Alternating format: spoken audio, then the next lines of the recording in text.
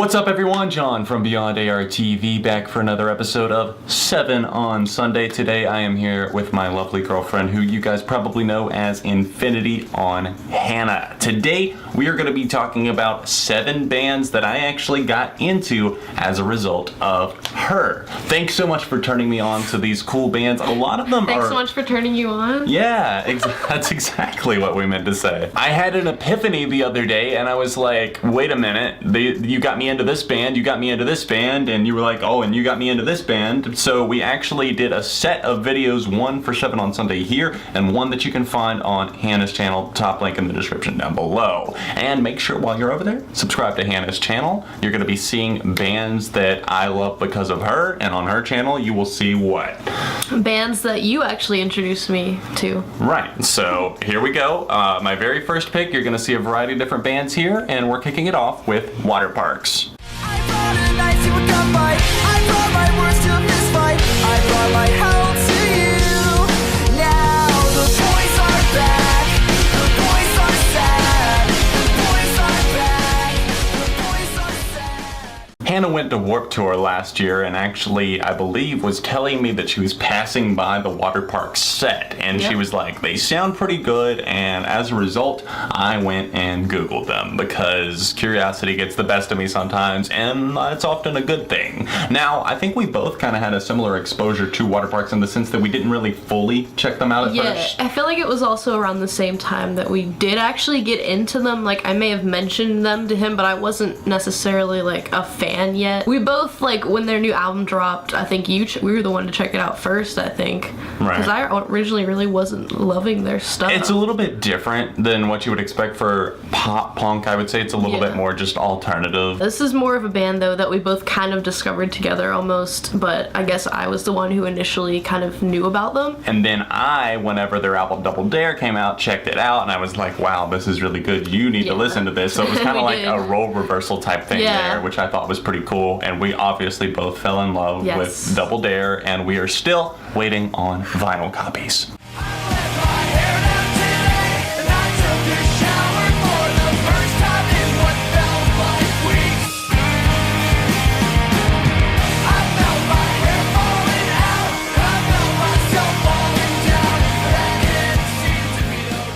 The next band that I actually got into because of Hannah is Sorority Noise. Now, I had looked into them before in the past. In fact, I think I had heard most of Joy Departed, but it wasn't until Hannah started playing them some in her car and on Spotify and stuff whenever I would go up to Pittsburgh to visit her and stuff like that, that I was like, huh, this band's actually pretty damn good. I also do remember, I think we were FaceTiming a couple months ago, and I we were on Rabbit. I think I decided to show you like 2 of their live it was like not live, but when they're in like those rooms, right, like playing live. Was it the Audio Tree? Did they do an Audio Tree session? Yeah, I really do like those Audio Tree sessions. I think I showed you 2 of my favorites, Art School Wannabe, and then the one that you really like. Using is that's my favorite. Huge favorite for me. It's just such it's one of those songs that like builds and builds and builds, and I don't know why I kept getting them confused with this other band. I can't even, do you know who I'm talking about? The band that has the sunglasses on the cover, you know, the girl in the sunglasses, and then they broke up.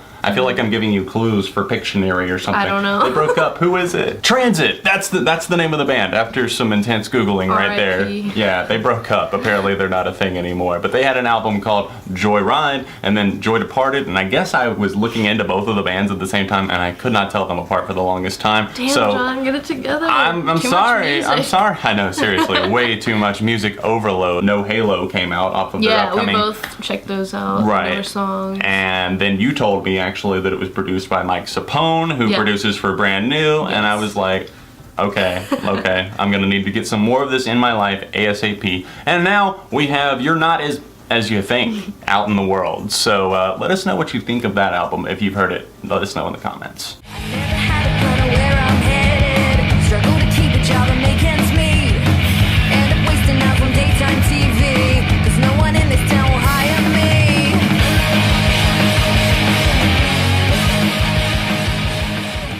My next choice is actually one that she saw live with Sorority Noise, my last pick. pick, it's a band that opened up for them, and I think it was Citizen Turnover. Yes, that was the lineup, I believe. And the name of this band is Milk Teeth. Still very much a small band. The name of their album was Vile Child, and you mentioned it, and you were like, you know, I saved a couple of songs, and I don't think you were like huge into them. Yeah, but I could see you liking it because you're into weird stuff. No offense. The thing about Milk Teeth is the fact that their female singer is really, really good, but I don't really care for the screams and shouts from like the male singer. So That's if it was interesting because when I saw them live, I thought he sounded really good. But like on the studio version, don't you think he sounds a little bit different? I don't remember. Yeah, so it's one of those things where I'm into like I like a good half of their music, and the other half I'm like, maybe not so much. But songs like Burger Drop, Driveway Birthday, I thought it was an interesting record. It's a band that has a lot of potential, and you know, I think you're gonna be following them to see what they do next. Maybe they're a bit weird, but at the same time, like I feel like they could reel it in, get themselves together, and I feel like that's what like a lot of their music is about. That like getting their shit together. Maybe I need to go get a job. Maybe I need to do this, and I don't know, for some reason connected with that weird little thing that they've got going on. From the cold nights to the big fights,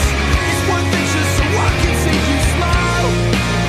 And the glitters in your eyes. From the cold nights to the big fights, it's one thing just so I can see you smile. This next band is Boston Manor, and I actually was kind of recommended to them by like a lot of other people in the music community, other friends of mine that are into pop punk bands. I think they were also touring with bands, a lot of bands that I like. I think they were touring with Moose Blood, and they are now, I think. So I like that band, and I decided to check out their new album whenever it came out, or right before it came out. I started checking out their singles, really vibed with it. It's like completely my thing. And I remember texting him and being like, oh, the new Boston Manor album's really good. You should probably check it out. I didn't know, I honestly didn't even think you were gonna like it though. Right, I really don't think that I actually played it until you played it. And that was whenever you played it in your car. I see. We were driving around. I came up there for Halloween to visit her, and she was playing songs like how do you pronounce it? Leica, and Burn You Up, and Lead Feet, and I was like, wow, there's actually some really like rocking stuff here. After listening to the full album at Hannah's recommendation, we decided that we would team up for an album of the month video on her channel, because my time had essentially passed, I guess, on me actually reviewing it, because I was already into my year-end list and that sort of thing. So last December, we actually co-reviewed it together on her channel, which was a lot of fun. It made me dive a little bit deeper into the record, and it gave me a deeper appreciation for the themes, like Forget Me Not, about his grandmother. You could see someone who's been hurt, but at the same time, I feel like you're witnessing somebody grow stronger through the course of a record, going through a lot of stuff. So kudos to Boston Manor. I'm so glad that I ended up checking them out. Call it whatever you like, or call it what it is. I know what you want, it's so hard to please. Baby, bite your tongue, this is what you need.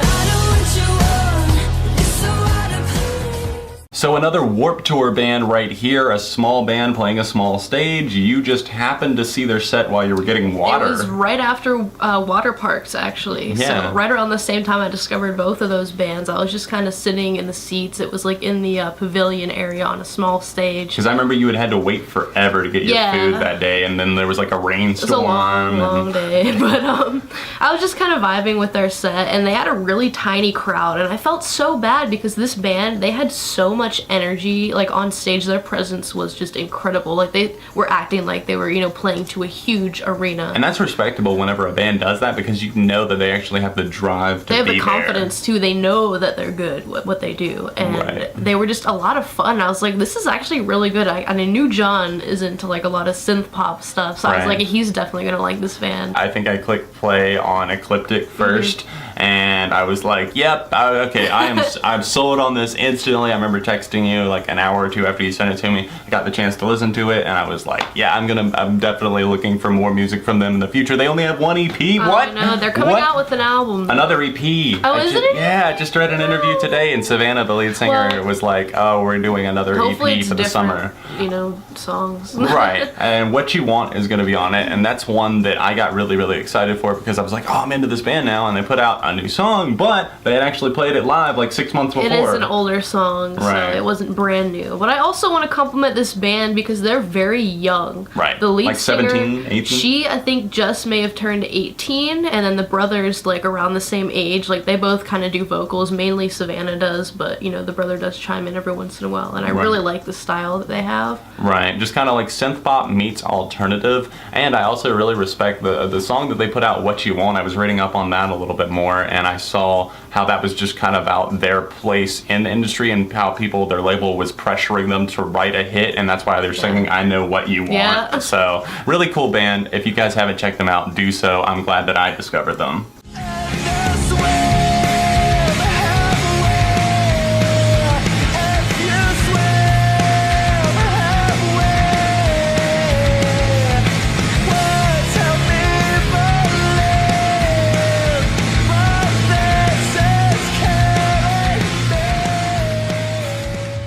Basement from the UK are my number 2 pick. We're getting close to the end here, but I have to give these guys mad props because Hannah one night actually sent me, again, right after we started talking. I remember coming home from work and Hannah was like, you should check this out. And I think you were like nervous to send it to me. Well, because you don't at that time you like didn't like anything that I ever recommended. That's not true. That's or not brought true. up. You would You're recommend probably like one thing, and she was like, "Oh, he's never gonna like anything again." It's not true. I actually sent him, I think, the music video, or I told him to look up on YouTube, Aqua Sun and a couple other of the songs from this one, my favorites. And how did you feel about it? Mind blown, like a bomb went off somewhere I inside. know. Whenever I heard Aqua Sun for the first time, I was riveted. Honestly, I was just very, very surprised at like how great this was because Shocking. they transcended like regular scene bands and that sort of thing. This was a rock song that sounded like maybe it could have come out 20 years ago, maybe it could have come out 10 years ago. It feels like a classic already. Exactly. Like, it feels like something I've heard before. And you also told me to look up Oversized, I believe it was. It's a slower one. It's a slower one, just to give me an idea of if I would like it. And I really did like both tracks. And then I was like, well, I've got to play the whole album. And I started instantly vibing with the opening track, Brother's Keeper, all the way up to the slow burn Halo. And even Halo's really Promise cool. Everything is a title track. Yeah, definitely. Is great. I don't care for Hanging the re-recorded Around. version. I don't care for the re-recorded version of Promise Everything. But the original is a very top-notch, tightly played song. I really like it.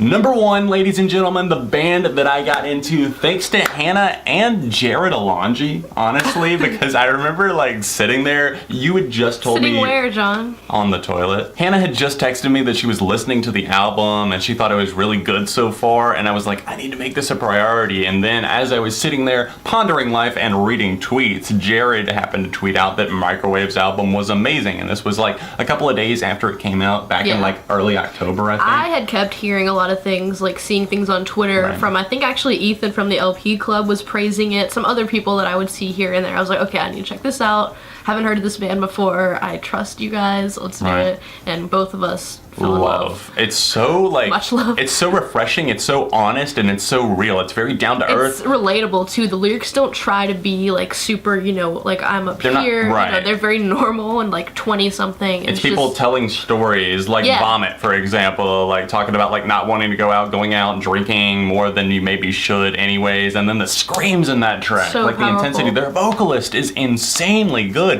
and the guitars, holy shit, they just jump off the track instantly. I started playing this, and as soon as I'm hearing tracks like Roaches and especially Lighterless, I play that song.